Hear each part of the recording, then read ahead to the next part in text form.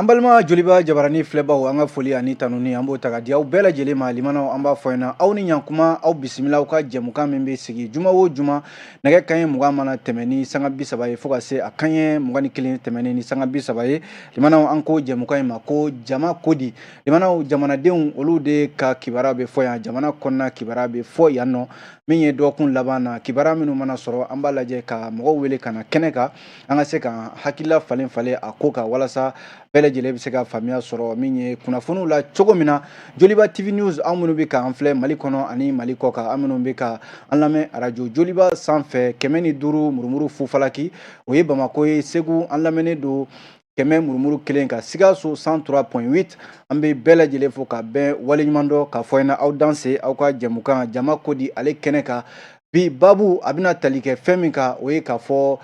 diɲɛ kila tɔnba n'o ye ONU ye ale ka bolofara min bɛ Mali kɔnɔna la yan n'an k'a ma ko MINUSMA a bɛ yan nɔ a bɛ ɲini ka na san 10 bɔ sisan nka min ye jamanadenw ye ayiwa olu caman wulilen bɛ bi k'a fɔ ko fo MINUSMA ka taga ka bɔ Mali kɔnɔna la ayiwa a bɛ taa wa a tɛ taa wa nin de ye ɲininkali ye an bɛna minnu an da don kibaruya minnu na ka se ka faamuya caman sɔrɔ a la MINUSMA ko ayiwa nafa jumɛn b'a la ani kun jumɛn na jamanadenw wulilen bɛ k'a fɔ ko fo MINUSMA ka taa ka bɔ Mali kɔnɔna la an bɛna nin kunnafoni ninnu da aw tulo kan an ye wele bila mɔgɔ 3 ma a bɛɛ lajɛlen kɛnɛ sɔrɔ Mohamed Bilal Tarawele ale ye yɛrɛwolo tɔnden ye a b'an ka kɛnɛ kɔnɔna la olu yɛrɛ ka wulikajɔ bonyalen don a ko la kosɛbɛ Bilal i ni su. Nba Jalo k'i fo. Kɔri baasi t'i la. Alhamdulilayi. Ayiwa i nana ka wele jaabi o diyara n ye an b'i fo an ka maa welelen filanan o ye min bɛ tali kɛ Umaru Jara ayiwa min ye convergence pour le développement ale b'o kɔnɔna la convention pour le Mali tɛ ayiwa ale b'o kɔnɔna la Umaru an b'a fɔ i ni su i bisimila. An ba Jalo n b'i fo ka Tarawelekɛ fo ka lajɛbagaw bɛɛ lajɛlen fo. O diyara n ye an ka maa welelen sabanan ale kɔni ma kɛnɛ sɔrɔ fɔlɔ n'o ye Cheikh Umaru Tarawele min ye groupe Fɛrɛda ale b'o kɔnɔna la sɔɔni sɔɔni hakili la a bɛna kɛnɛ sɔrɔ o tuma an bɛ an kɛ jɛmukan kan ka yira k'a fɔ an y'aw tulo lasɔmi n'o ye MINUSMA ka tagali ko an y'a ye k'a fɔ a bɛ waati damadɔ bɔ sisan gɛrɛjɛkulu ani jamanaden caman bɛ yen minnu kɔni fɛla tɛ MINUSMA ka toli Mali kɔnɔna la yan nɔ an y'a ye k'a fɔ kununko alamisa yɛrɛ gɛrɛjɛkulu dɔ b'an ka jamana kɔnɔ yan n'an k'a ma ko yɛrɛwolo debout sur les remparts ayiwa ale ye wulikajɔbaw kɛ min ye maa minnu fana bɛ yen n'olu fana fɛla ye ko MINUSMA kana taa ale ɲɛmɔgɔ dɔn an bɛna o sɔrɔ nɛgɛjuru sira fɛ n'o ye Bakari Sidibe ye ale bɛ Gawo mara kɔnɔna la an bɛna ale sɔrɔ nɛgɛjuru sira fɛ a fana ka hakililaw a k'o di an ma MINUSMA ko in kan nka yan'an ka don o kɔnɔna la Bill min ye MINUSMA ko ye kunun an y'a ye k'a fɔ yɛrɛwolo debout sur les remparts aw tun bɛ Bamako yan palais des sports la a ye jɛrɛ belebeleba kɛ nka yan'o cɛ a ye jɛrɛ dɔ fana kɛ palais de la culture la Bamako yan nin jɛrɛba ninnu bɛɛ lajɛlen bi bi in na an bɛ se k'a fɔ laɲini ye mun ye kunun ta yɛrɛ a tɛmɛna cogo di. D'abord Jalo vous me permettez n ka Joliba TV baarakɛla bɛɛ lajɛlen fo a lamɛnjɛkulu Mali kɔnɔ ani Mali kɔ kan ka bɛɛ foli lase bɛɛ lajɛlen ma surtout la diaspora africaine diaspora malienne an bɛ gun mun kan ni n'olu ka wuli ka jɔ tɛ an ka hakili la an bɛ yɔrɔ min na madala n'an tun bɛ se u ka cɛsiri bolo donc i ye ɲininkali mun kɛ n bɛ tɔn mun kɔnɔ ni o ye yɛrɛwolo debout sur les remparts ye n bɛ foli lase tɔnden bɛɛ lajɛlen ma o tɔn dɔ fana bɛ yen nɔ ni o ye mouvement ensemble sauvons les Mali ye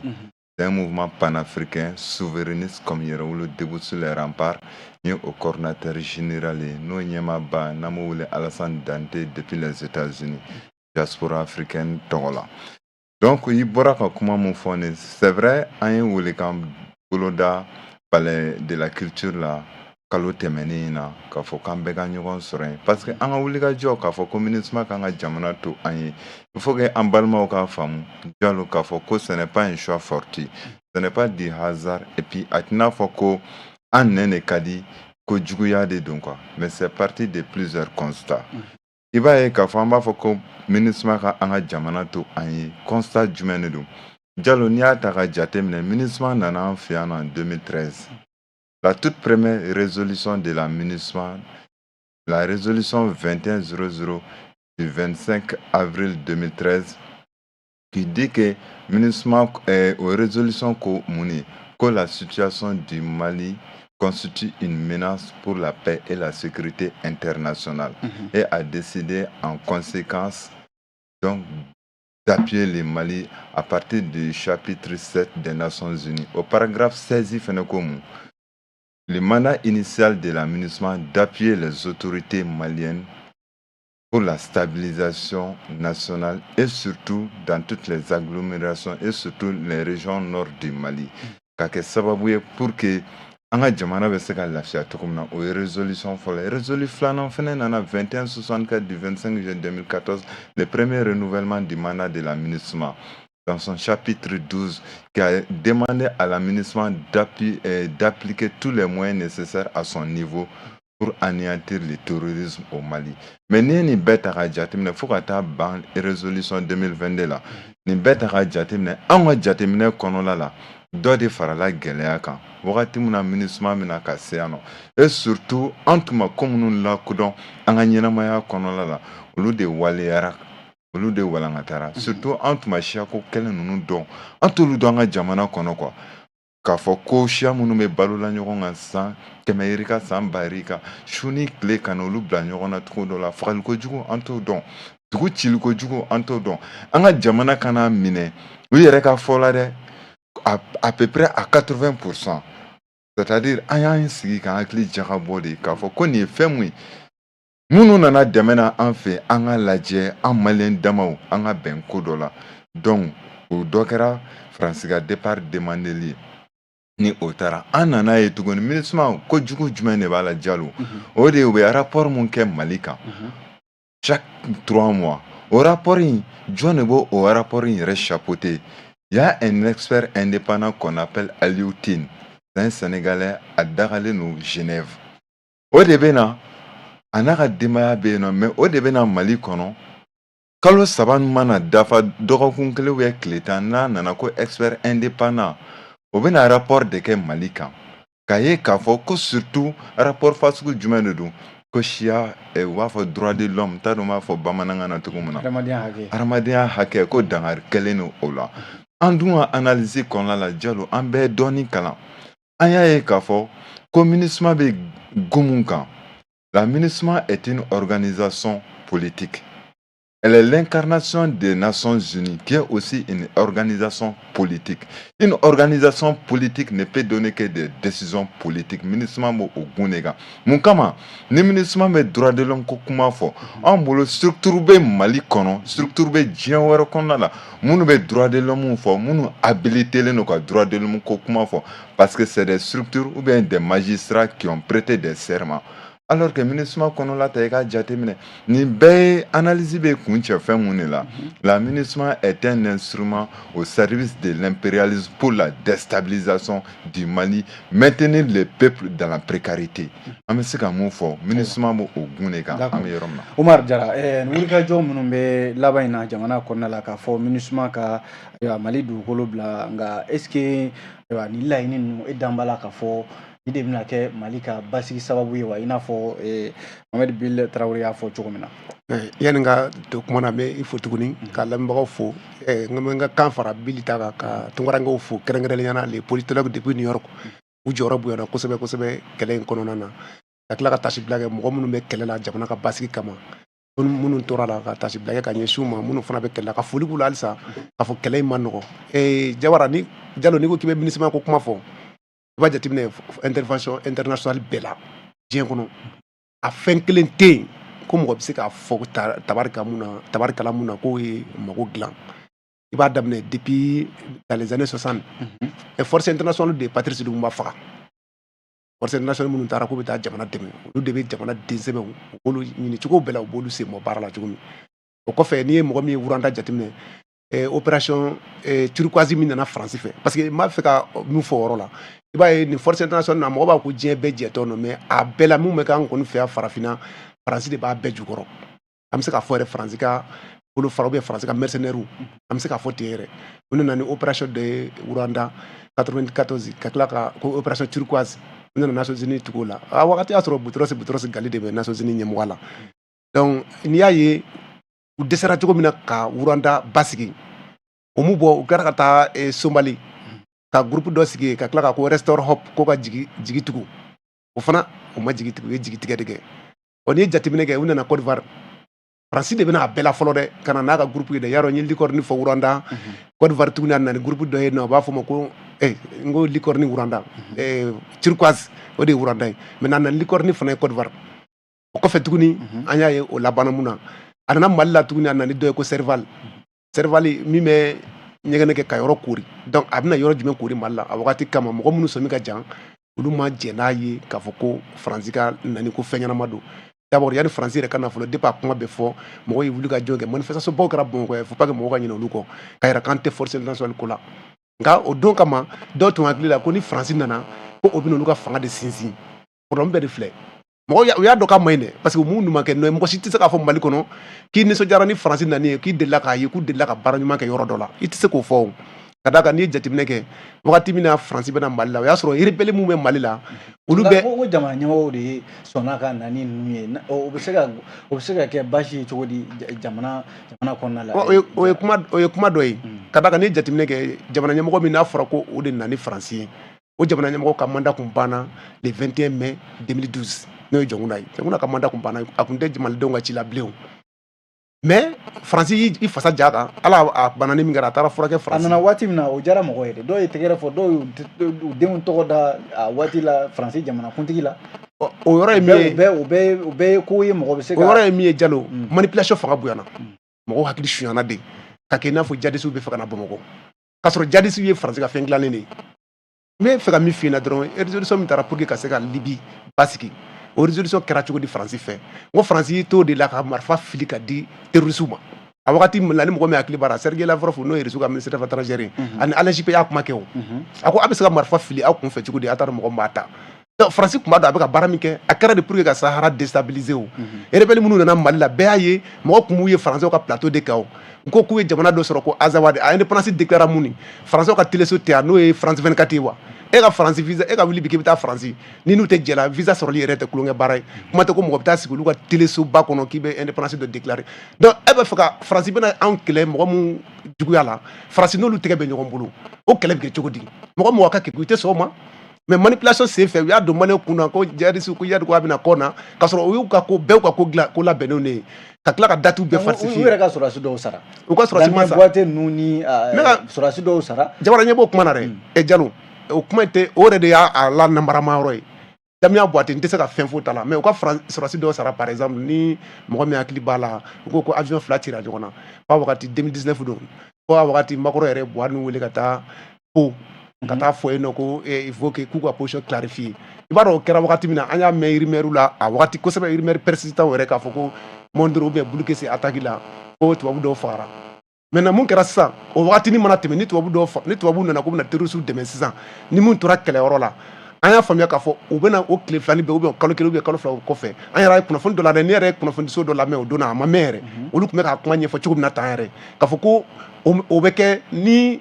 mɔgɔ tubabu dɔ fagara n'u taara jadisiw dɛmɛ ni o kɛlɛ dagoyara n'u ka mɔgɔ sara kalo kelen kɔfɛ ou bien kalo fila kɔfɛ u bɛ opération dɔ labɛn u b'a fɔ ko oui k'olu ka mɔgɔw sara ko n'u m'a fɔ ko avion cira avion binna n'u ye u b'a fɔ ko mobili pinɛ pɛrɛla ni dɔ ye mais k'a sɔrɔ depuis ka taa don na fɔ bi mɔgɔ si tɛ Mali kɔnɔ mun bɛ se k'a seereya k'a fɔ avion in u y'a tiɲɛnen ye avion kɛra nin yɔrɔ in na u ye photo mun bɔ an y'a mɛn kunnafoniso dɔw fana na ko américain dɔw ka site dɔw ko k'a fɔ ko o photo ninnu tɛ Mali ye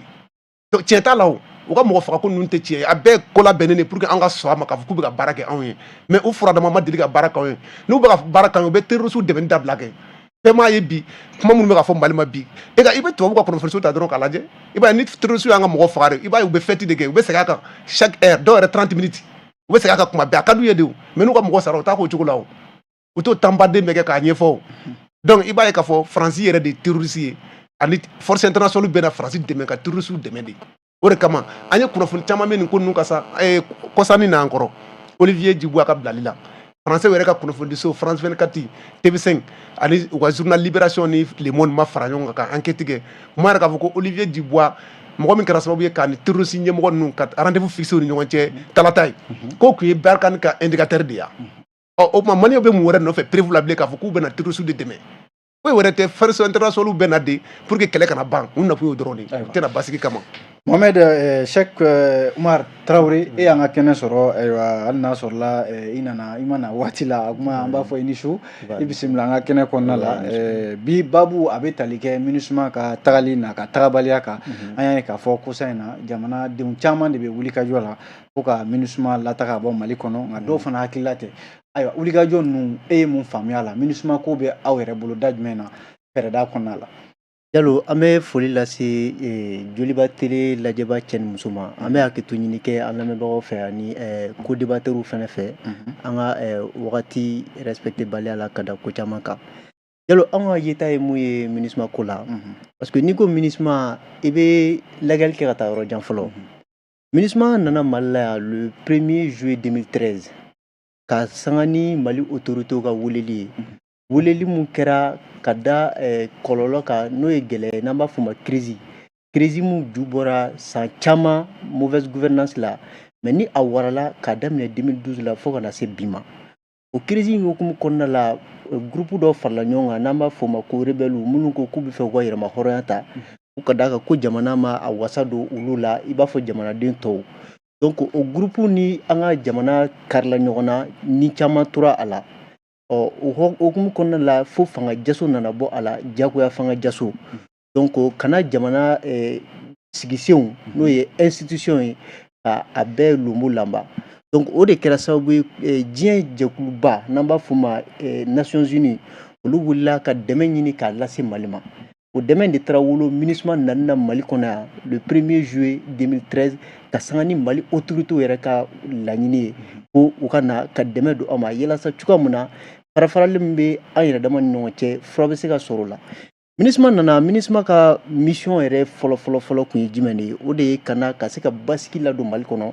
malidenw yɛrɛ dama ka se ka sigi ka kuma ka bɛn. MINUSMA nana ni de kɛra MINUSMA ka mission ye fo ka na se 2015 ma ni an taara Alger ani an balima kɔrɔnfɛmɔgɔw ka taga bolonɔ bila kɛ sɛbɛnna n'an b'a fɔ ma ko accord d'Alger donc o tilala ka fara MINUSMA ka mission kan n'o ye basigi ani cɛbɛn ye. Ko MINUSMA ka hakili to o accord d'Alger na cogoya mun na a bɛ se ka waleya k'a sɔrɔ fan si ma dankari fan si la n'i ka se ye. Donc MINUSMA ka o baara hukumu kɔnɔna la anw ma bi wulikajɔ min bɛ sen na anw ma kun ye a la ka da mun kan parce que bi MINUSMA bɛ yan ka sanga ni jamana ɲɛmɔgɔw de ka laɲini ye. MINUSMA ka mandat renouvelé la janvier kalo tɛmɛnen a bɛ ban ni 30 juin. Bon, o bi dépend jamana ɲɛmɔgɔw de la ni MINUSMA tagali bi jamana ɲɛmɔgɔw arranger carré kɔnɔna tɛ MINUSMA lataga jamana ɲɛmɔgɔw de bi décision ta i b'a fɔ Barikani tun bɛ yan cogoya mun na Serval tun bɛ yan cogoya mun na u ni ɲɛmɔgɔw y'a falen o cogoya la voilà fo ka n'a fɔ ka waati di ɲɔgɔn ma yɛrɛ. Très bien donc n'i y'a ye MINUSMA bɛ yan bi c'est que MINUSMA bi jamana ɲɛmɔgɔw a b'u dɛmɛ u ka lakana kɛli de la MINUSMA bi jamana dɛmɛ yalasa cogoya mun na an y'an bolonɔ bila sɛbɛn mun na n'o ye accord ye accord in ka se ka waleya ka sɔrɔ mɔgɔ si ma dankari kɛ mɔgɔ si la donc bi n'i ye anw ɲininka MINUSMA ka tagali la anw ni mɔgɔ caman de ka hakilina ye kelen ye ka d'a kan il y a la majorité silencieuse aussi qui ne marche pas il faut le dire qui ne prend pas la rue. Donc cette majorité silencieuse aujourd'hui dit non au départ immédiat de la MINUSMA pour plusieurs raisons parce que aujourd'hui MINUSMA Nico MINUSMA ka volet d'intervention qu'on a dans le cadre de la stabilisation dans notre pays. Il va MINUSMA va intervenir dans le domaine chamana. D'abord, il y a le volet sécuritaire. Au volet sécuritaire qu'on a, MINUSMA be anga chefini tabaw no de anga force armée de défense. MINUSMA bu appuyer tuga chamana yala sa tuga mo ko se ka sisoro jugu ka terrain ka parce que mo kan mun fam mun te fo mo yi ni marche kera o de MINUSMA yɛrɛ nana kunjumana MINUSMA mana ka kɛlɛkɛw dans le contrat voilà dans le contrat du MINUSMA a ma fɔ MINUSMA ka kɛlɛkɛ a fɔra MINUSMA ka faamaw dɛmɛ n'o ye Mali marabagaw ye u ka wulikajɔ la wulikajɔ min bɛ kɛ sababu ye ka mankan da mais a fɔra ko e mɔgɔ min ka dɛmɛ kɛ e tɛ se k'i pan kotigi kun n'i pan kotigi kun i bɛ panko fila de kɛ o donc bi yan'an k'an yɛrɛ ɲininka ko MINUSMA ye mun de kɛ an b'an yɛrɛ ɲininka Mali ɲɛmɔgɔw ye effort jumɛn kɛ d'abord pour la restauration de la présence et aussi de l'autorité de l'État sur l'ensemble du territoire malien et que la MINUSMA n'a pas appuyé. an b'an yɛrɛ ɲininka o de la o de ye question in fɔlɔ yan'an ka bɔ k'an bɛ taa ka taa mɔgɔw k'an bolo biri mɔgɔw hakili da la k'a fɔ ko MINUSMA ka taa MINUSMA ka taa bi MINUSMA bolo bɛ fɛn caman da la Mali kɔnɔ yan ni MINUSMA taara débat kɔnɔ an da bɛna s'a ma ni MINUSMA taara olu bɛna kɛ cogo di est-ce que sigikafɔ bɛna se ka ɲɛ sɔrɔ o ko la wa parce que bi an bɛ kɛlɛ min kɔnɔna na kɛlɛ min nana fara MINUSMA nanen kɔfɛ kɛlɛ kan n'an b'a fɔ o ma ko la guerre asymétrique contre les terroristes parce que bi Mali yɛrɛ t'a dɔn a jugu ye mɔgɔ kelen mun ye donc n'i b'o kɛlɛ nasuguya la marifa tɛ o solution ye politique mɔgɔ caman y'o fɔ jamana in kɔnɔ yan bi Mali kɛlɛ marifa t'a solution ye n'i ye marifa ta ni Ala ma fara i kan n'i ma i jugu sɔrɔ i bɛ taa bin mɔgɔ kan mɔgɔ min t'i jugu ye i bɛ t'o tigi faga i b'o tigi kɔmɔgɔ fara i jugu kan n'o kɛra jugu bɛ caya Mali yɛrɛ tɛ o gɛlɛya dɔ kɔnɔ bi oui exactement rapport minnu bɛ ka bɔ an bɛ s'a ma débat kɔnɔna la inshallah bi n'i y'a ye Mali autorités o y'a fɔ MINUSMA ka résolution 2640 kɔnɔ 2022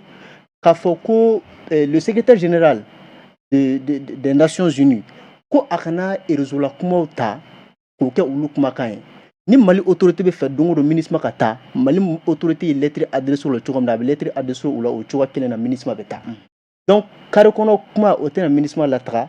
wulikajɔ tɛna MINUSMA lataga n'a bɛ État arrangé État de bɛ bɔ k'a fɔ jamanadenw ye an bɛ MINUSMA lata n'a tɛ État arrangé État de b'o dɔn anw fɛn fɛn filɛ plateau kan bi information min bɛ État bolo o tɛ anw bolo sur le terrain donc bi munna MINUSMA ka mandat renouvelé la an t'an yɛrɛ ɲininka o la ou bien o jamana ɲɛmɔgɔ olu tɛ Mali fɛ yan an bɛ Mali fɛ ka tɛmɛ olu kan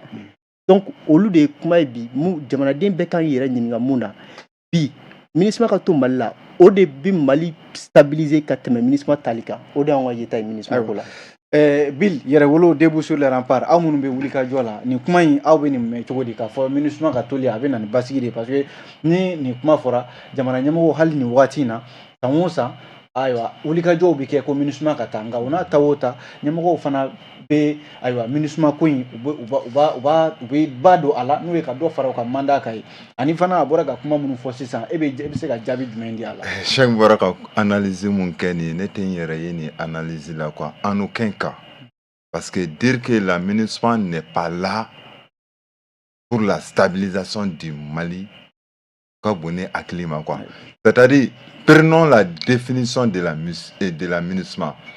C'est une mission multidimensionnelle intégrée des Nations Unies pour la stabilisation du Mali. MINUSMA définition est on a résolution munu fignani. Avec résolution 2164 qu'on a là dans son chapitre 12 qu'a fait comme MINUSMA c'est quoi font fait wulika jola. Ma femme kuko ke pour que ka terroriste ko keleke ou ce que nous damaria là. Follow.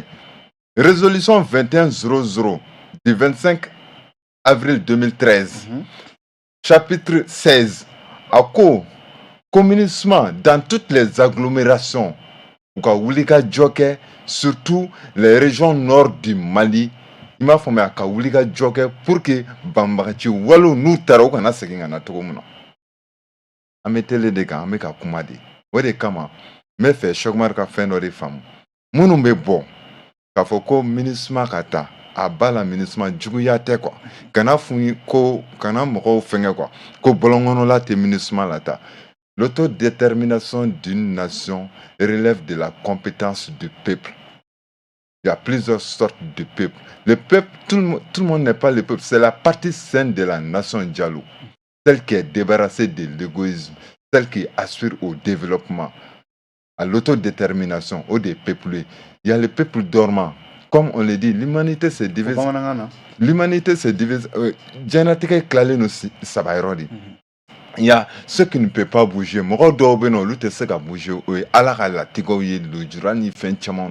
Il y a ceux qui peuvent bouger. Mais aussi, il y a ceux qui bougent. Parce que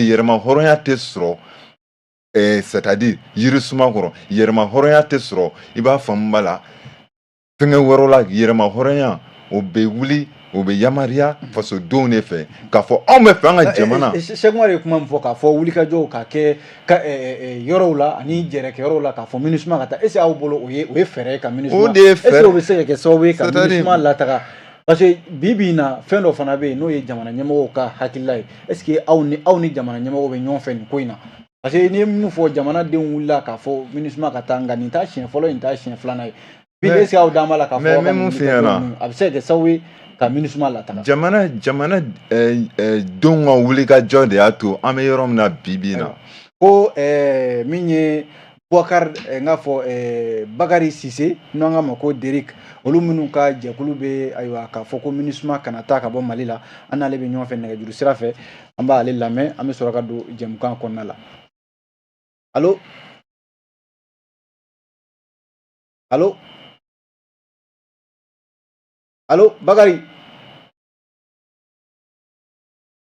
ayiwa ko nɛgɛjuru sira ma se ka sɔrɔ ayiwa Bill kuma b'i bolo. N ko n bɛ ka mun fɔ mɔgɔ min. A nana ayiwa Bakari i ni su. Oui allo. Bakari i ni su. Awa ni su. Kɔri baasi t'i la. Baasi foyi t'an na. Ayiwa an bɛ baabu kɛnɛ kan o ye k'a fɔ MINUSMA ale ka taali n'a ka taabaliya aw ye jɛkulu sigi k'a fɔ MINUSMA aw a nafa b'a la Mali kɔnɔna la yan nɔ a nafa o ka bon Mali kɔnɔ o ka fisa a taalen ayiwa an bɛ se k'a dɔn jɛkulu in sigira kun jumɛn na ani aw bɛ laɲini jumɛn kɛ bi. Ok k'an b'o fɔ an bɛ joliba lamɛnbagaw bɛɛ fɔ nin waati in na n bɛ hakili to ɲini mɔgɔ fɛ parce que ɲɛbɔ bamanankan jɛlen tɛ kosɛbɛ. Comme y'a fɔ cogo min ne de ye Bakari Sidibe ye ni ne ye association Gawo Gomuno président ye le bonheur de Gawo. Bon Jallo an ka kɛlɛ kun ye nafa 2-3 de ye. A fɔlɔ mun ye an gouvernement yɛrɛ ka nafa ni an ka population ka nafa c'est à dire an tɛ mɔgɔya kɛlɛ la an tɛ tasiko kɛlɛ la an tɛ wariko kɛlɛ la. Nin di mon gouvernement ka nafa n'an ko MINUSMA kan parce que bi an ɲɛ bɛ MINUSMA de rôle ba de jouer Mali kɔnɔ a b'a la ka dɛmɛba lase an gouvernement fana ma parce que fɛn dɔ de bɛ yen mɔgɔ ka pogoba kɛ i b'a yira mɔgɔ la fɔlɔ MINUSMA yɛrɛ ka rôle ye mun ye a kan ka mun kɛ a man kan ka mun kɛ ni mɔgɔ y'o faamuya o la n'a bɛ baara la wa n'a tɛ baara la i bɛ se k'o dɔn bon ni ne k'i ma ko an bɛ kɛlɛ la pour que MINUSMA kana na taa an ka gouvernement kosɔn an ka population kosɔn n bɛna fɛn 2-3 f'i ye a fɔlɔ ye mun ye bi yɛrɛ wulada in na gouverneur Kidal MINUSMA ka avion y'a ta ka bɔ Bamakɔ na n'a ye avion mun nana ye o ma taa n'a ye Kidal dɛ u y'a bila avion wɛrɛ de kɔnɔ n'a ka staff bɛɛ ka taa n'a ye Kidal o kelen fɔlɔ o tɛ dɛmɛ dɔ ya filanan ye mun ye le deuxième arrondissement de la police de Gao a été construit par la MINUSMA o tɛ gouvernement ka dɛmɛ dɔ ya a filanan ye jumɛn fana premier arrondissement fana k'a réhabiliter très bien fo k'a ɲɛ pour que ka se ka an ka finitigiw lakana ka ɲɛ MINUSMA o kɛ a sabanan fana ye mun ye pour que ka yira ko an b'a fɛ dɛmɛ b'a lase gouvernement ma pour que o kana jɔ fɔlɔ le camp de Fama à Ansongo olu fana réhabiliter pour que an ka sɔrɔsiw bɛ se ka kisi cogoya min na donc est ce que nin na ni an ye kɛlɛ kɛ k'a fɔ pour le moment MINUSMA kana taa an jo t'a la parce que an ɲɛ b'a la d'abord an gouvernement yɛrɛ a b'a la k'a dɛmɛ parce que ko i kan ka doni girinman mun ta n'i ye mɔgɔ sɔrɔ mun y'a ta ye o t'i lafiyalen ya donc ninnu bɛɛ an ka Mali de kan ka kɛ parce que an b'a dɔn bi Mali bɛ yɔrɔ min na seba ta ye donc n'an ye dɛmɛbaga sɔrɔ mun kan ka an ka sow jɔ k'an ka ko wɛrɛw kɛ ni Mali yɛrɛ kan ka kɛ donc an fɔlɔ déjà c'est un plus o kelen ye filanan n'i y'a ta population yɛrɛ fan fɛ bi ni a fanba yɛrɛ nord yɛrɛ n'i y'a ye bi Mali yɛrɛ nord yɛrɛ b'a la ka poser o ye MINUSMA ye parce que MINUSMA ka rôle d'abord sur le plan du développement de la stabilité d'abord MINUSMA bɛ rôle ba jouer o kan parce que n'i y'a ye population yɛrɛ fan fɛ d'abord a ka gɛlɛn gouvernement yɛrɛ ka so 2012 la mun tiɲɛna ka n'a bɛɛ k'a fɔ ko MINUSMA ma réhabilité ou bien k'a fɔ k'a ma so kura jɔ service mɔgɔ wɛrɛw ye i m'a faamuya a filanan ye mun ye n'an y'a jateminɛ walisa gouvernement dɛmɛ la o don ni hakili b'a la MINUSMA avion de taa ni an ka policiers ye fo Kidal fo Mɛnɛkɛ dimanche je m'excuse fo Mɛnɛka o don o bɛ an ɲɛ b'a la ko bɛɛ nafa dɔ ye an ka gouvernement yɛrɛ kan o bɛ dɛmɛ dɔ ye an ka gouvernement yɛrɛ kan fɔlɔ o n'a jateminɛ population fan fɛ bi n b'a f'i ye quelque ou bien communauté in ka fɔ sur le plan du développement ko MINUSMA bolo nɔ tɛ yen a tɛ yen dans le nord a tɛ yen à cercle ou bien à commune ka foko a boloté denen fanfɛ mun b'a to population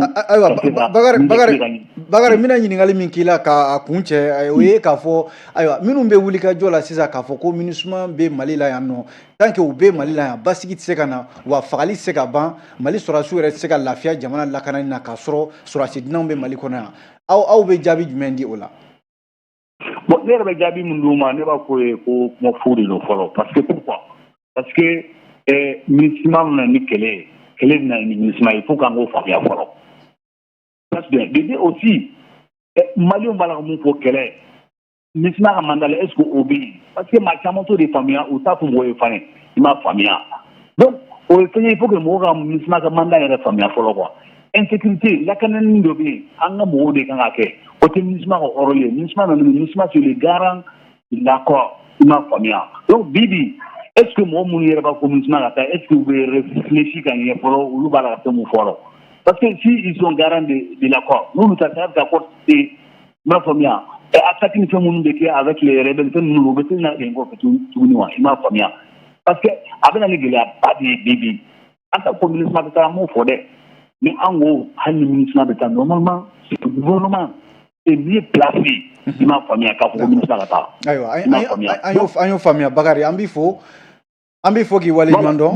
Bon ne y'o kuma laban ye mun ye n b'a fɛ kuma laban min fɔ n b'a fɔ vraiment mɔgɔw ka fara papa ma d'accord mais mun fɔ fana ni MINUSMA kan ka taa gouvernement de kan ka fɔ ko MINUSMA ka taa bi gouvernement ɲɛ bɛ MINUSMA nafa la kama an bɛɛ kan i m'a faamuya mais kɛlɛko ni fɛn ninnu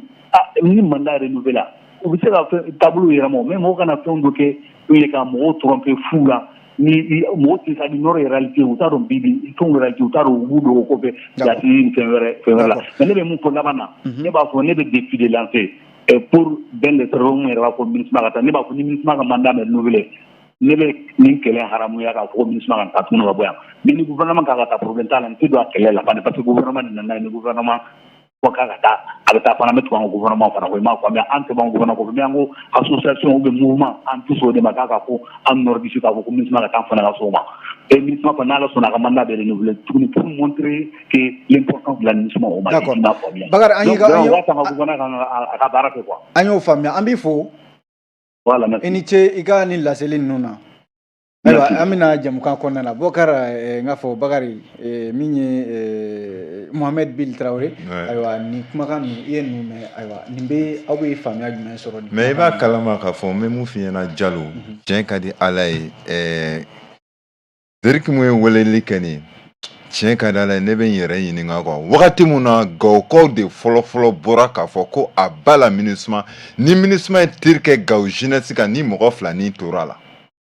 olu de fɔlɔ bɔra ko a ba la MINUSMA k'u tɛ MINUSMA fɛ ne bolo n'olu bɛ bɔ Jalo olu bɛ bɔ de minnu sara MINUSMA ko la pour la mémoire de ces victimes na k'olu ka kɛlɛ continue mais i y'a ye k'a fɔ ko ne tɛ a dɔn ale bɛ sira kelen mun fɛ bon a ka kuma kɔnɔna la manquement dɔɔni b'a la quoi ko mɔgɔw ninnu b'a fɔ MINUSMA ka taa ko ale t'a dɔn n'o y'a sɔrɔ b'u yɛrɛ kalama quoi a ka sabali ale bɛ fɛ ka mun fɔ ko olu minnu bɛ Gawo an bɛɛ Mali ye kelen de quoi Mali ye mɔgɔ kelen de u kana ale ko k'ale aw tɛ kɔrɔnfɛla kibaruyaw MINUSMA bɛ jɔyɔrɔ min na ye peut-être que ko aw minnu bɛ tile bɛ fɛ aw t'olu kalama maintenant c'est un système quoi il a parlé de l'accord d'Alger MINUSMA kɔnna accord d'Alger ɲɛ quoi MINUSMA tɛ yan nɔ ko k'a fɔ ka MINUSMA to yan nɔ kɔfɛ de accord d'Alger nana en 2015 i y'a faamuya mécanisme d'opération le MOC mécanisme d'opération et de coordination au parti dɔw confiera MINUSMA na pour la réalisation de ça ani CSP entre autres quoi maintenant mais mun de nɔfɛ au niveau du mouvement Ensemble Sauvons le Mali yɛrɛwolo debout sur les remparts i b'a dɔn k'a fɔ nous sommes un peu en avance par rapport à certains jeunes mun kama parce que nous avons compris que les Nations Unies selon les théoriciens de la conspiration sont devenus des fois i b'i ka débat kɛ bamanankan na an bɛ ka bamanankan de fɔ. N bɛ fɛ ka mun fɔ diɲɛ an bɛ mun wele ko Nations Unies o Nations Unies jateminɛkɛlabaw ka hakilina kɔnɔna la Nations Unies de kɛra tɔn ye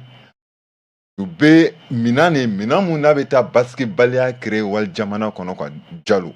ko o jamana ɲɛmɔgɔ ou bien ko jamana kɔnɔ don bila ka wele bila u ma k'a fɔ k'an ye n'an dɛmɛ tɔɔrɔ b'an kan terroriste ko b'an kan a ye n'an dɛmɛ dévaluation ko b'an kan a ye n'an dɛmɛ banajugu bɛ an kan k'a ye k'a fɔ ko ni u nana ko ka terroriste ko kɛlɛ kɛ anw m'a ye diɲɛ kɔnɔ partout ninnu intervenir na terroriste ko kɛlɛ la ko terroriste ko kɛlɛ banna i bɛ terroriste ko mun ye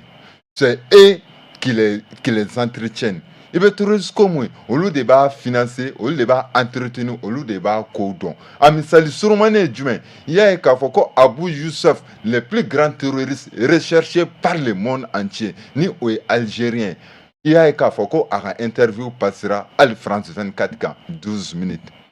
m'a faamuya donc c'est pour dire que ale bɛ ka gɛlɛya minnu fɔ nin ye quoi o de ye k'a fɔ c'est-à-dire k'an bila u ka gɛlɛya créelen de don k'an bila gɛlɛya kɔnɔ pour nous maintenir dans cette mentalité d'assistance et de dépendance o mentalité mun de bɛ yen nɔ sisan nɔ ne misali dɔ di ma c'est comme si nin ji ne bɛ nin ji sɔrɔ an bɛ nin ji sɔrɔ k'a min an yɛrɛ ye k'a sɔrɔ n bɛ misali de don wa e Jalo e ma ji in di an ma système de don wa mais e bɛna kɛ sababu ye k'an bali ji in sɔrɔli la quoi n'i ka système n'i ka politique fasugu bɛɛ lajɛlen ka tila ka na ji in di anw ma k'a kɛ anw kɔnɔ k'anw tɛ se ka ji in de sɔrɔ an yɛrɛ ye cogo si la n'a ma tɛmɛ ni e ka sira ye il y a une mentalité minnu bɛ an na c'est des mentalités en réalité colonisées et nous notre mission c'est de décoloniser cette mentalité là o de kama an ni mɔgɔ caman tɛ se ka ɲɔgɔn faamuya kojugu. d'accord Umar Jara min ye Derek ka kuma o y'a mɛn k'a fɔ ko MINUSMA kɛmɛ ka nafaba de lase Mali kɔnɔ wa u ni jamana ɲɛmɔgɔw fana bolo bɛ ɲɔgɔn bolo ko caman na an ɲɛ b'o fana na terrain kan k'a fɔ MINUSMA bɛ ka baara camanba de kɛ ayiwa nin cogoya la est ce que a dan b'a la k'a fɔ wulikajɔ minnu bɛ sen na MINUSMA ka tagali bɛ se ka bɔ nin kɔnɔna la est ce que jamanadenw n'a ma kɛ ni jamana ɲɛmɔgɔw ka bila ɲɛfɛ n'aw wulila nin cogoya la baara laɲini bɛ sabati wa. n bɛ fɛ ka min fɔ fɔlɔ o ye k'a fɔ ko n tɔɲɔgɔnkɛ ka kuma ani Derek ka kuma fili caman baden b'a kɔnɔ ale ko MINUSMA wulila maliyɛnw de fɛ MINUSMA ma wuli maliyɛnw fɛ dɛ u ko de ko Barka Serval de wulila maliyɛnw fɛ o yɛrɛ lɛtiri fɛnɛ o yeli kɛra baara ye a fɔra fɛnɛ ko Jango Sisoko Ala ma hinɛ na ale fana y'a fɔ k'u ye wele min kama u ma n'o kɛ tiɲɛ tɛ ko in u ka weleli ninnu tɛ tiɲɛ dɛ n'i ye jateminɛ kɛ résolution 210011 2100 bɛ voté don min Joe Biden fɔlɔ de ye annonce kɛ a ko we agreed on our need to send a UN mission in Mali k'olu bɛnna kan de k'a fɔ ko a ka kan Nations Unies ka mission ka taa Mali la ani François Hollande de ye ɲɔgɔn ye Amérique François Hollande de wulila ka bɔ Paris ka taa Amérique u ye ɲɔgɔn ye o kɔfɛ de Joe Biden y'a kuma fɔ a sɔnw bɛ hali bi Mali kun t'a kalama yɛrɛ Mali ministre d'Avantage a don kama cɛman Ibɛri de kun don mais cɛman fo kosɛbɛ parce que a jɔra a jɔyɔrɔ la a don kama a yɛrɛ k'a fɔ ko nin min filɛ nin ye ka fɔ tan olu tɛ nin kalama u t'a kalama et puis olu bɛ kasigibilen dɔ min ye o ye interposition de ye ko an dun bɛ kɛlɛ min kɔnɔ yan nɔ rébellion classique tɛ yan nɔ ko interposition bila ka jɔn ni jɔn cɛ ni ma fili a dɔn a y'a kuma fɔ BBC la anglais ka radio donc o ye k'a fɔ ko MINUSMA nali o ye MINUSMA résolution bɛɛ labɛn don min na dɛ a don kama yɛrɛ i bɛ taa Mali famakɔrɔ bɛɛ ɲininka tiɲɛ foyi t'a la u tun t'a kalama u yɛrɛ y'a fɔ u ma dogo u y'a fɔ presse nationale la k'a fɔ k'u dɔn t'a la mais o bɛɛ la a kɛra o parce que ko France ye Mali ka porte premier de etc ale yɛrɛ de ye kujɛbani ye komi ka d'a ye a b'o labɛn a b'o bɛrɛbɛn a b'o bɛn Mali ma min ye Derek ka kuma ye ale ko MINUSMA mana ni kɛlɛ ye mais ko kɛlɛ de nana ni MINUSMA ye mais a filila kosɛbɛ a kuma ale ma ne ka kuma lamɛn n ko MINUSMA bɔra résolution min votera ka Libi lakana o kɛlɛ de senfɛ terroriste minnu tun bɛ Libi France y'olu de cɛ kana bila Mali la donc France nana MINUSMA labɛn yan de o ka bɔ Libi kana de o donc o fɔlɔ de nana o kɔfɛ de u nana min kɛ France fɔlɔ de nana parce que ale de nana n'u ye a nana n'u ye ka n'u sigi Mali nord la u yɛrɛ depuis rébellion ma daminɛ fɔlɔ MN la ka bɔ yarɔ ATT a y'a kuma fɔ k'a diya bɛɛ olu bɛ tɔn min dɔn o MNA de ye mais olu tun tɛ MN la dɔn MN la jɔn ka fabrication ye ka L don a la jɔn de y'a kɛ an y'o ye France ka kunnafonidiso de la o an y'o ye France 24 ni TV5 ninnu de la o donc Mali mɔgɔw MINUSMA est ce que yɔrɔ dɔ la MINUSMA ka mission dɔnbaliya de tɛ ka mɔgɔw bila wulikajɔw la ta ni n'a fɔra mɔgɔw ye n'u y'a faamu k'a fɔ MINUSMA yɛrɛ da ko k'ale mana kɛlɛ la est ce que depuis o yɔrɔ la mɔgɔw man kan MINUSMA ka baara faamu a ye minnu bɛ ka kɛlɛ kɛ olu de ye MINUSMA ka mada dɔn minnu ko MINUSMA bɛ ka ji di mɔgɔw ma k'a bɛ ka polisiso labɛn ko a bɛ ka mɔgɔw ta avion na ka taa n'u ye Kidali mais MINUSMA au contraire an kan ka kɛlɛ wɛrɛ de la a bɛ komi sisan Jalo ne ka to k'e dɛmɛ ko tiɲɛna don ka gɛlɛn ma sɛgɛn min la mais ne bɛ nasɔngɔ d'e ma o ne ka nasɔngɔ d'e ma ka taa di ka so ne bɛ taa di muso de ma don o don e bɛ jɛn n'a ye ministre bɛna baara k'an ka population ye cogo di a ka population de don wa mais o dun bɛ jamana ɲɛmɔgɔ dun o de man kan ka kɛ o de ye bingali yɔrɔ autorité dun ɲɛ b'o la autorité ma jɛna ye autorité min fɔ autorité ɲɛ b'o la o tɛ ka fɛn tɛ ka fɔ o la ko bin o de fana ɲininkali an bɛna ye ni min bɛna bɔ a la ɲinɛ parce que an fana ka wulikajɔ de pour que ko de ka bɔ a la autorité bɛ anw de kama o salon Abdoulaye Diop taara Nations Unies na ministre ka mandat renouvelé tɔ a ye réserve minnu kɛ a ye jalakili minnu kɛ k'a fɔ an b'a fɛ ko ka yɛlɛma cogo min a kɛra ten a ma kɛ ten o a yɛrɛ ma tila k'a fɔ fɛn kɛra mais an ma jɛn n'a ye mais o bɛɛ la a kɛra o parce que an ka ko tɛ o a tɛ ka kɛ maliyɛnw kama ministre bɛ ka kɛ France de kama o ka marché bɛ sɔrɔ a la donc u bɛ fɛ fɛnɛ ka Mali bila instabilité kɔnɔ ka Mali basigibaliya sinsin Mali la donc n'o kɛra sisan olu ka sɔrɔdasi minnu bɛ yan ani u bɛ terroriste minnu dɛmɛna ne m'a f'i ye n ko ne y'a mɛn kunnafoni dɔ la ko terroriste ɲɛmɔgɔw ani ministre mɔgɔw k'u tɛgɛ bɛ ɲɔgɔn bolo an mɛn kunnafoni minnu na hali sisan u ma sɔsɔ parce que tiɲɛ de don o ye kelen filanan i b'a ye k'a fɔ ko Sadu y'a fɔ a ma mɛ Sadu Kamara a ko la ministre s'avertit à maintenir une paix qui n'a jamais existé parce que i kɔrɔ k'i maintien de paix de i bɛna paix dɔ de lakana mais ne tɛ kɛlɛ kɛ ko fɔ e bɛna policiers de jɔ k'e bɛna ji di mɔgɔw ma ale ma olu kama o contraire o de b'a yira ninnu ka kuma yɛrɛ de b'a yira k'a fɔ ko ministre kan ka gɛnni parce que ni a nakun kun ye ko kana ji di mɔgɔw ma ko développement bɛ ban hali États-Unis ma développer ka ban fɔlɔ o kɔrɔ an bɛna si de kɛ ni ministre a tɛ taa quoi olu ka laɲini de ye sisan Mali yɛrɛ kana basigi quoi o tigiw ka laɲini y'o de ye ayiwa donc ne bɛ fɛ ka min fɔ n tun bɛ fɛ ka kuma laban min fɔ o yɔrɔ la o ye k'a fɔ Eriki ɲɛna k'a fɔ ni intérêt wɛrɛ b'u bolo ministre ko la u k'o fɔ mais ale bɛ ka mun fɔ nin ye o t'a ka mission ye ministre yɛrɛ ka Kidali gouverneur ta o kɔrɔ ye ministre parce que a t'a fɛ dɔrɔn Kidali gouverneur Mali fanga de ka taa parce que an y'a ye o don na Mali avion panne min kɛra Kidali kɔnɔ ministre mɔgɔw ye communiqué min kɛ an y'a ye o donc olu de ka laɲini de ye an ka to tan dɔrɔn olu b'an ta ka taa bila an ka dugu la n'o tɛ kɛlɛ bannen bi Jalo tourisme dɔrɔn yani a tɛ ka bin an y'a mɛn ministère de tourisme mɔgɔw da ko tourisme dɔrɔn bɛ 50 milliards de ladon Mali kɔnɔ san o san ministre ka taa ni force u n'u ka touristes bɛɛ ka taa bi an ka sigi o bɛɛ kɔnɔ mɔgɔ b'a la bi k'i bɛ baara la ministre bolo bɛɛ tɛ baara sɔrɔ wa an yɛrɛ halala o ma fisa ni walita ye o ma fisa ni kɛlɛ banbali y'an dala donc ne tun bɛ fɛ ka min fɔ la o y'o ye Cheikh Oumar Traoré ministre ka tagali ko e ɲɛ bɛ kɔlɔlɔ la Mali kɔnɔna la yan wa walima ayiwa Deriki ye min fɔ k'a fɔ u ni jamana ɲɛmɔgɔw bolo bɛ ɲɔgɔn bolo u bɛ ka fɛn caman kɛ bi n'i taara jamana kɔrɔn fan fɛ bolonɔ caman bɛ yen ayiwa wulikajɔ ka kɛ jamana ɲɛmɔgɔw ɲɛ bɛ nin na ayiwa kuma wɛrɛ tɛ ka bɔ a la ayiwa ministre ka toli yan wa a ka taa wa ayiwa ni nafa jumɛn de bɛ Mali jamana kan bi yanni ka i ka ɲininkali jaabi n bɛ fɛ ka hakilina jigin dɔ kɛ n kɔrɔkɛ ka kuma dɔ la a ko a ye MINUSMA défini mais ale ye définition min di MINUSMA ne ma dɔn n'a ye a hakili to définition na kosɛbɛ parce que ale yɛrɛ ko la MINUSMA s'est définie comme une mission multidimensionnelle intégrée des Nations Unies pour la stabilisation au Mali faut k'a ka préciser i b'a dɔn MINUSMA yɛrɛ tɔgɔ ye MINUSMA ban Jalo n'i ye MINUSMA yɛrɛ tɔgɔ kalan k'a ban o ye MINUSMA yɛrɛ ka rôle fɔ k'a ban MINUSMA nana yan a ka première vocation c'était sur le volet sécuritaire o de tun ye lakanani ye lakana nasuguya jumɛn kun don a ma fɔ MINUSMA bɛ marifa ta an y'o fɔ an b'ala ka segin o kan mais fili mun b'ala ka don maliyɛnw kuma bi o de ye k'a fɔ ko MINUSMA nana kun min na k'a taara k'o kun kɛ MINUSMA nana kun min na olu tɛ se k'o fɔ MINUSMA nana mun de la ko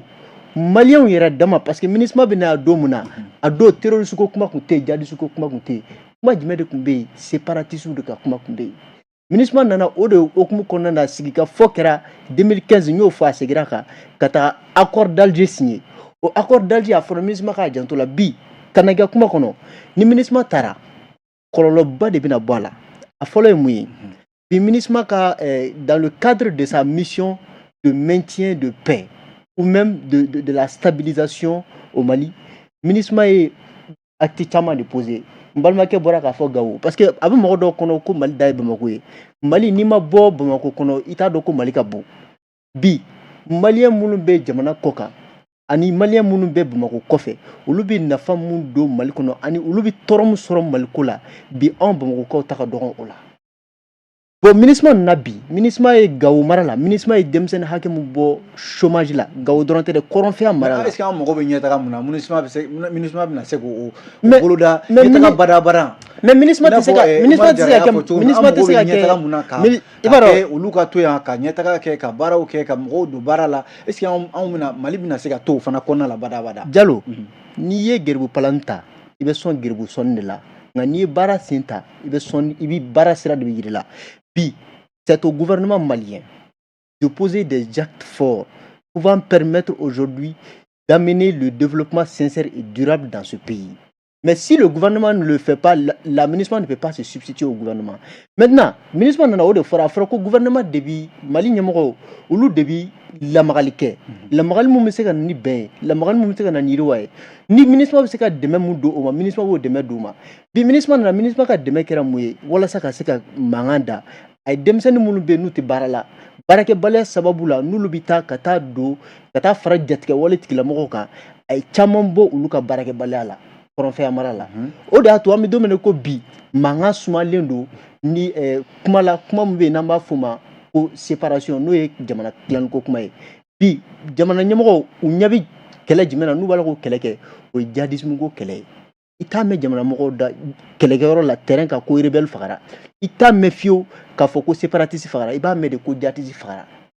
o sababu bɔra jɔn na o sababu bɔra accord d'Alger la o sababu bɔra MINUSMA ka wuli ka jɔ la bi ni MINUSMA taara nka MINUSMA tɛ ka kɛlɛ kɛ dɛ MINUSMA tɛ kɛlɛ kɛ o mais MINUSMA minnu bɛ ka faga Mali sɔrɔdasiw de bɛ k'u faga voilà mais MINUSMA bɛ acte de poser pour que mɔgɔ minnu bɛ yen ni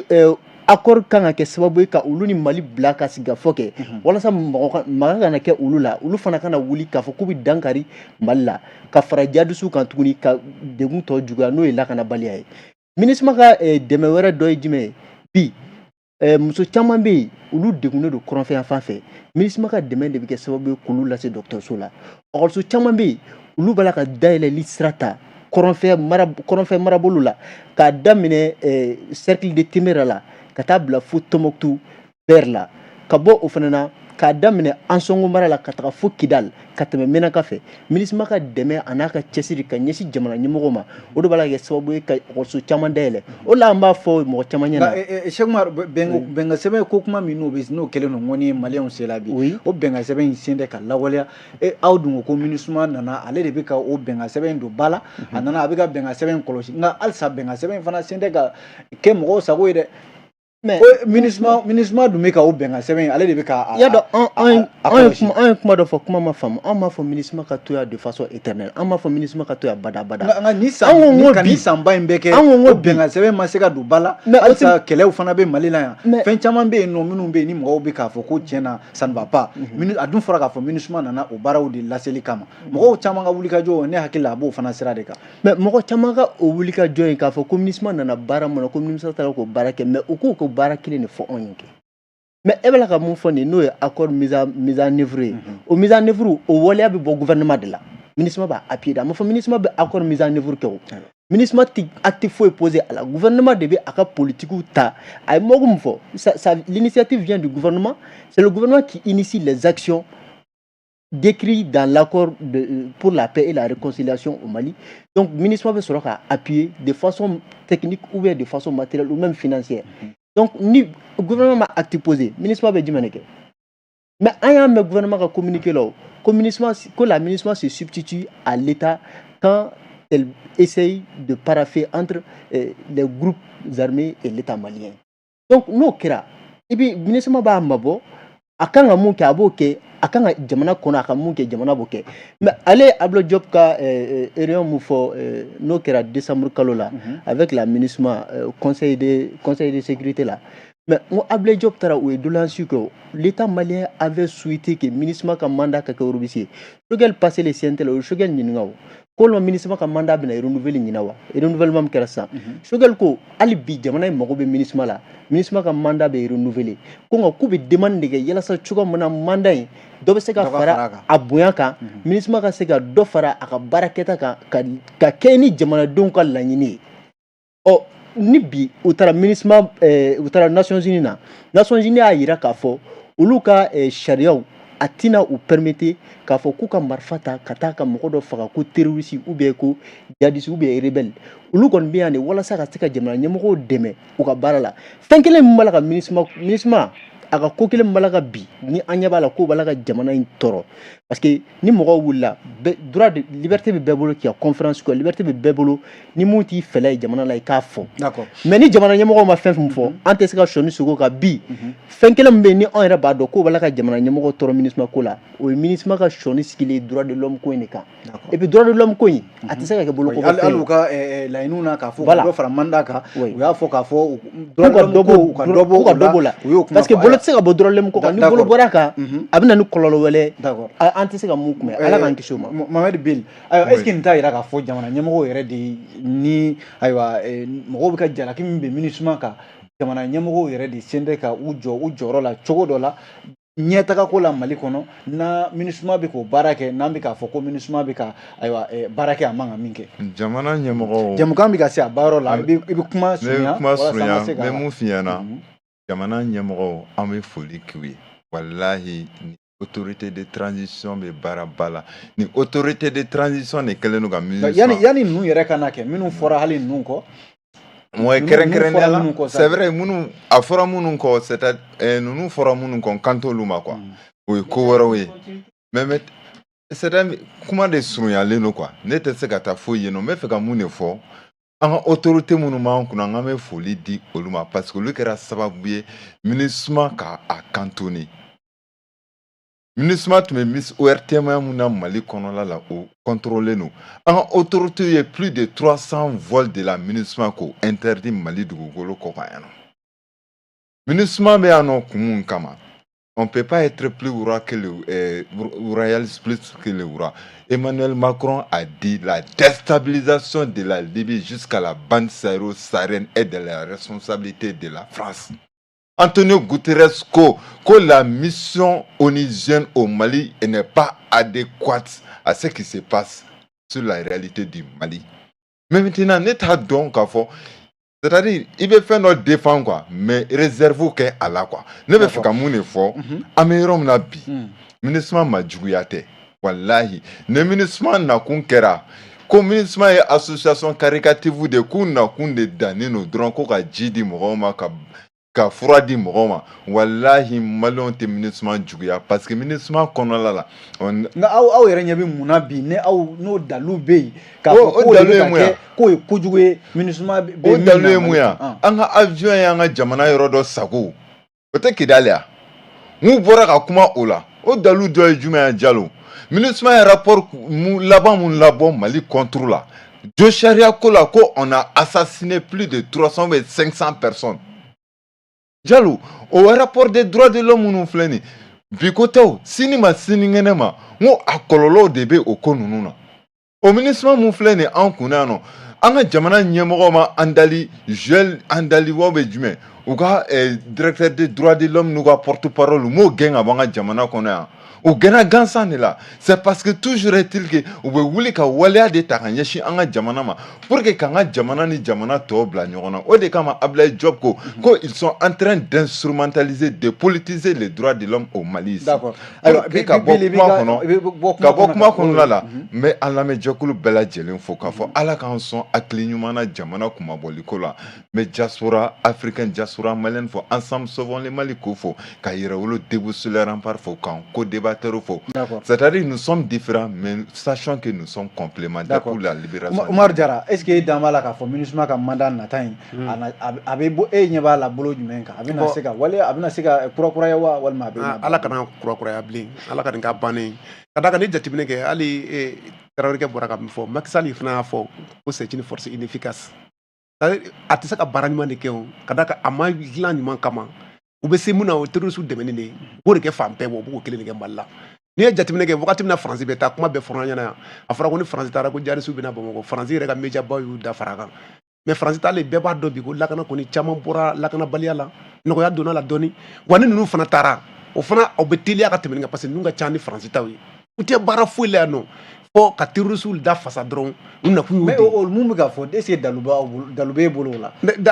o dalu bɛ se ka kɛ parce que n'i y'o kuma fɔ mɔgɔ minnu tɛ nin ko kalama u b'a fɔ tiɲɛ na nin ye tiɲɛ de MINUSMA de bɛ ka jadisiw dɛmɛ Mali kɔnɔ.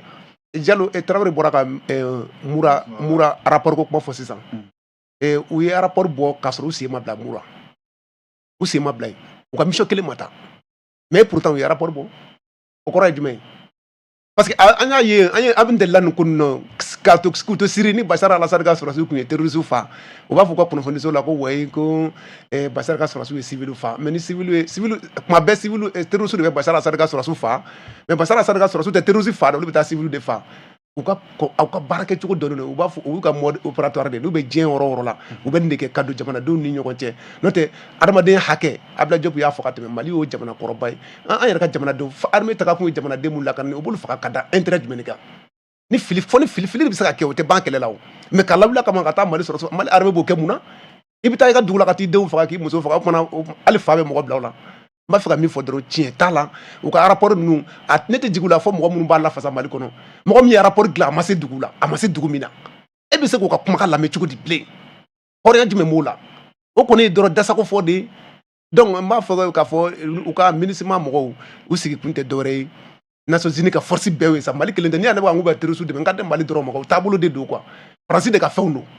France b'u dilan ale de bɛ terroriste dɛmɛ ale de bɛ kɛlɛ tigɛ ka tɛmɛ diɲɛ puissance misɛnnin bɛɛ kan wa ni kɛlɛ juguyara fana a bɛ sɔrɔ k'a fɔ k'a bɛna force nationale wele ka na taa ɲini k'o fana na quoi n'o tɛ Traoré y'a fɔ nin y'a fɔ ko Ansar ko France MINUSMA bɛna don min na k'a na kun de kun ye ko ka na ko y'a sɔrɔ terroriste kɛlɛ ma don a la ko rébellion de tun bɛ yen i fili don yɔrɔ la dɛ n ka cɛ terroriste kɛlɛ ma deli ka bɔ Mali ko la Ansar Dine olu ni MNLA de jɛra ka Azawad indépendance déclaré don kelen o y'a sɔrɔ force nationale foyi ma na yan fɔlɔ i b'i hakili jigin i b'a dɔn fɛn ninnu filɛ nin ye quoi kana to ka hakili bɔ koyi a ye to ka débat kɔrɔ la mais ani ka lecture kɛ koyi n'o tɛ a bɛna filiba de kɛ n'a dun y'a nin fɔ ka don mɔgɔw kunna ninnu ka to yan nɔ an tɛna hɛrɛ sɔrɔ koyi a bɛna nimisa koyi ka da ka mɔgɔ dama mun sen kun b'a la a wagati la n'i y'a jama ka ca bi mun bɛ wuli ka force nationale kɛlɛ parce que bi caman y'a faamuya n'o tɛ 2017 la an bɔra ka taa France ambassade la an mɔgɔ dama dɔn ko Buhari bɔra k'an dɔgɔya mais bi n'i ye Buhari bila yan nɔ bi a tɛ jɛn n'a ye k'a fɔ ninnu bɛ ka min kɛ parce que ale yɛrɛ de bɔra ka RV la dusu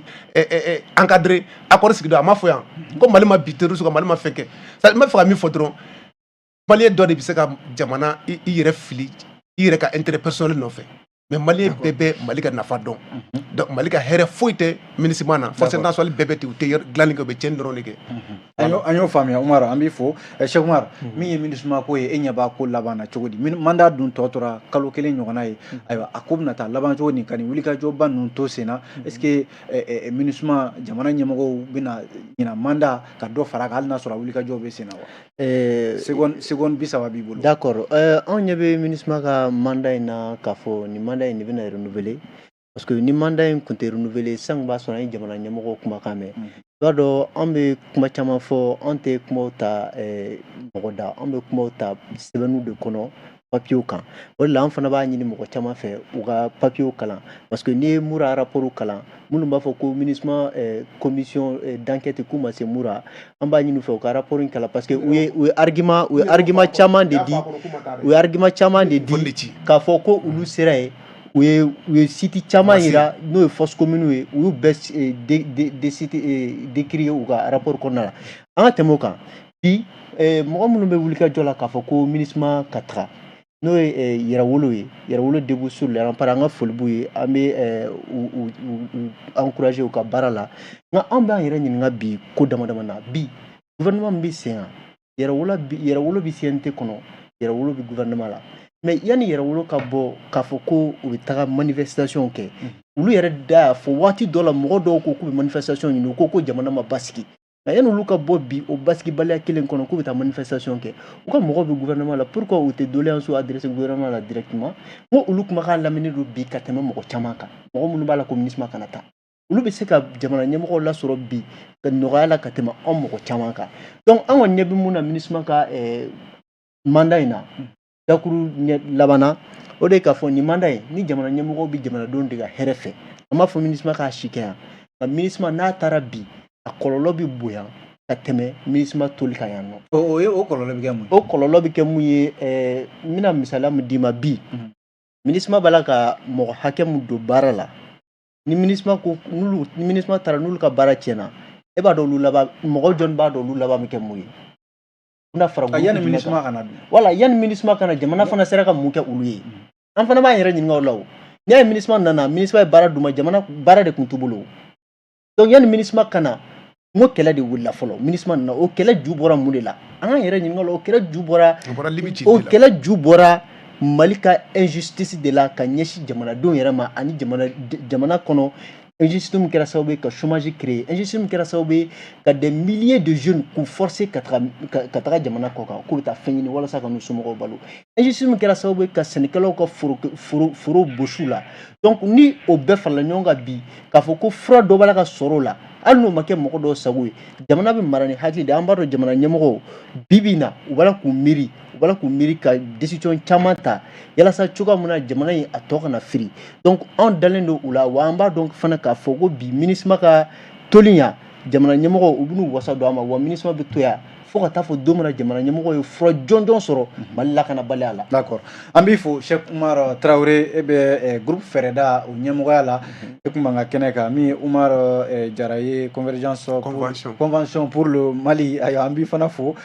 Mohamed Bill Traoré yɛrɛwolo debout sur les remparts ne yɛrɛ tɔgɔ ye Amadou Diallo min ye Musa Sanogo ale bolo bɛ nɛgɛ karafe la radio fan fɛ Lamine Kulubali ani